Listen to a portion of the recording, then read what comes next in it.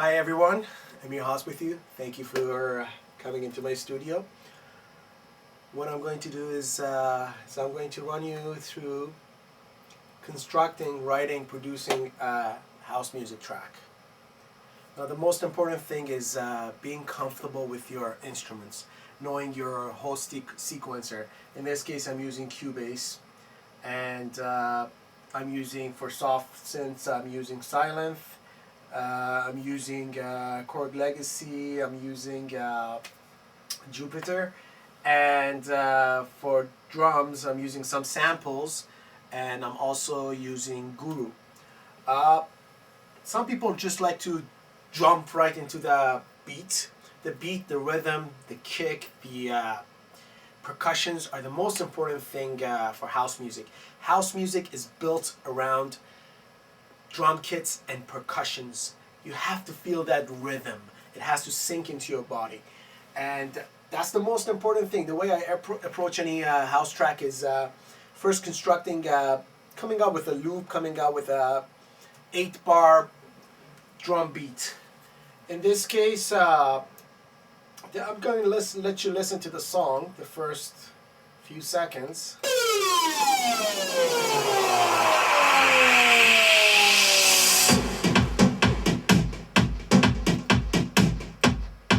Kick is from my archives. I have some pre-made kicks.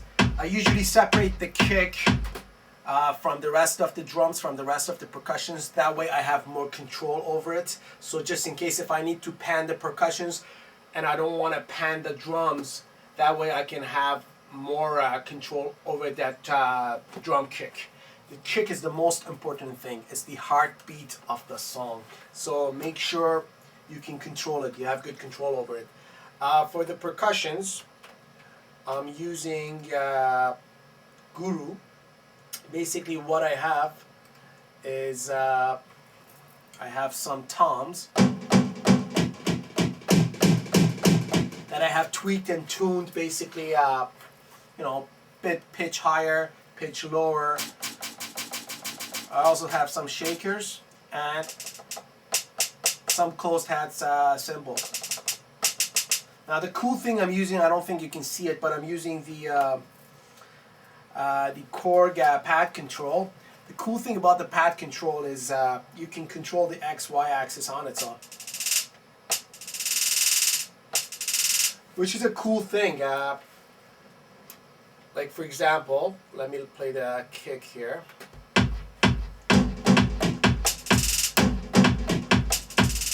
There's many things, a variety of things that you can play around. It's just toys, you know. So here, this is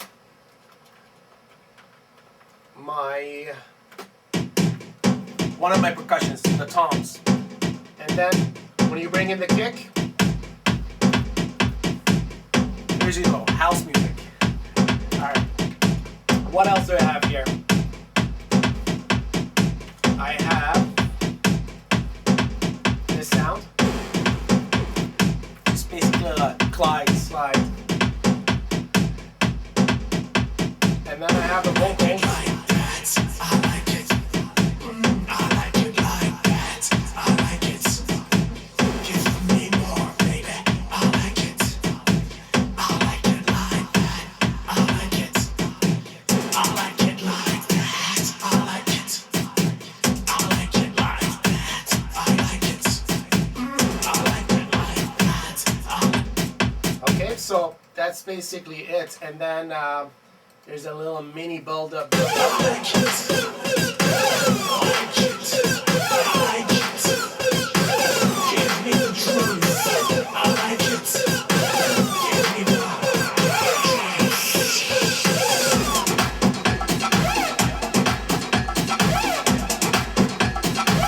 Okay, so basically, you usually have in any house music, people tend to have at least 2 build-ups. The first build-up is about 8 to 16 bars, and the second build-up is anywhere from 8 to 32 to even 48 bars, where you stretch the heck out of it.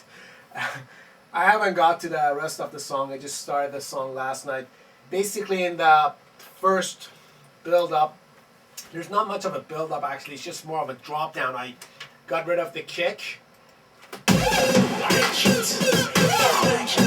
Let that build up and then drop everything and add more percussions. I added a couple loops right here.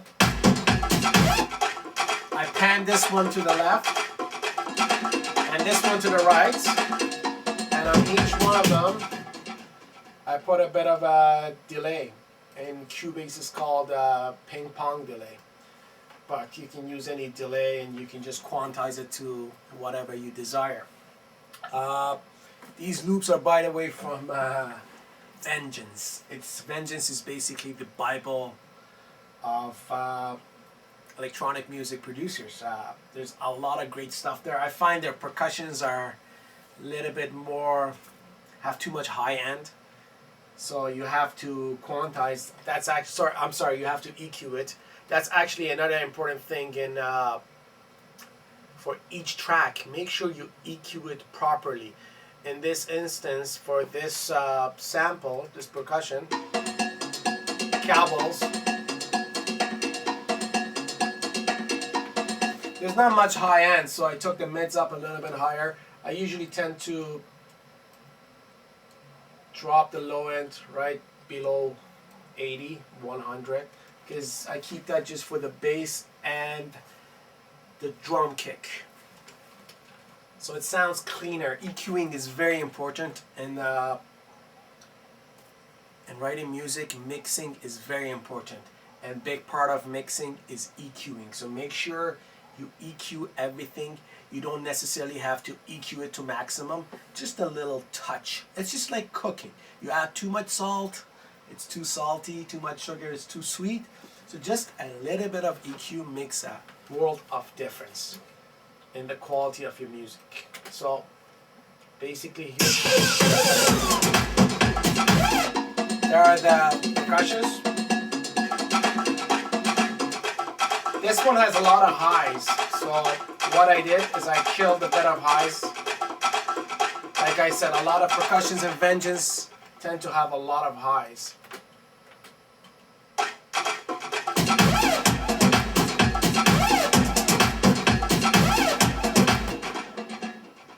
Another important thing for house music is automation.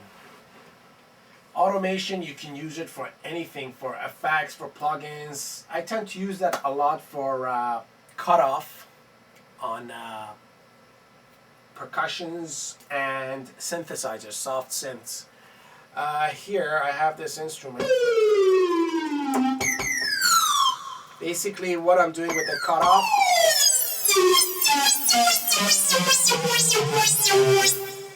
I can draw that as an automation. If you see the lines, I'm not sure if you can catch that on your screen, but listen to this. This is basically, if I, right here, sorry. I cut off here, so instead of tweaking it manually, you can draw it automatically. So listen, it's building up.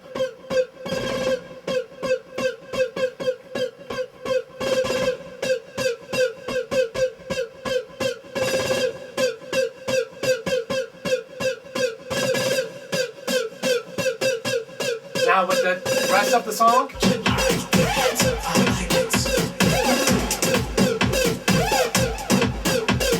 I kill the vocals, building up.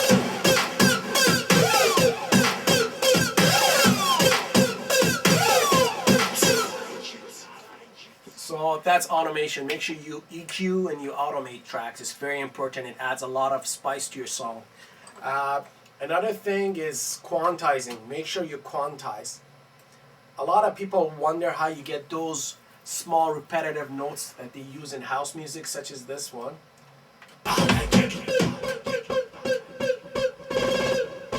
Those repetitive notes.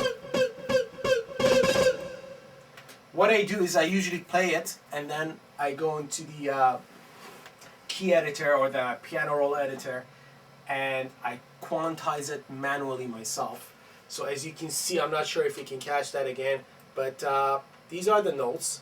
Basically I quantize it to 32 notes, and I draw them in myself.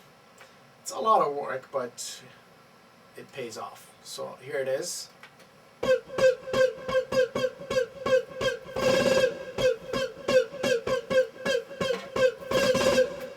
Now here's the same thing with the drum beat.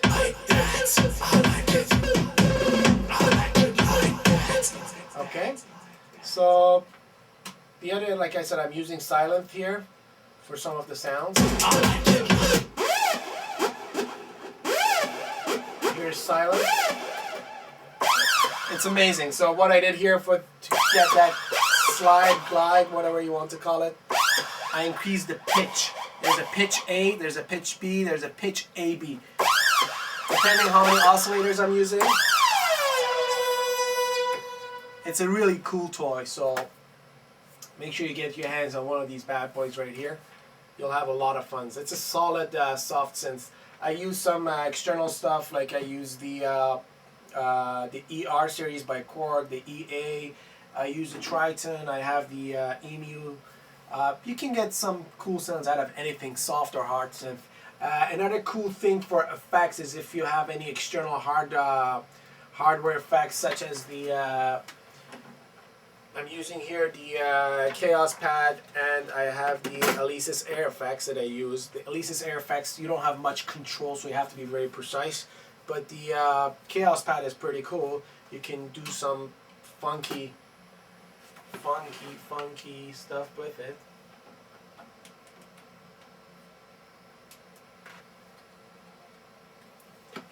There we go.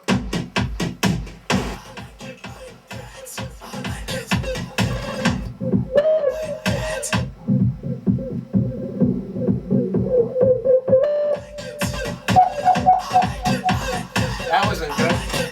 But anyhow, what you can do,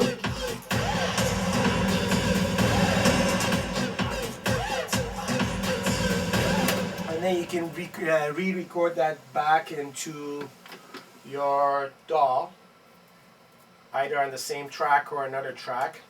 About the vocals. The vocals are very important. To get that thick vocal, I use something called the Avox Choir.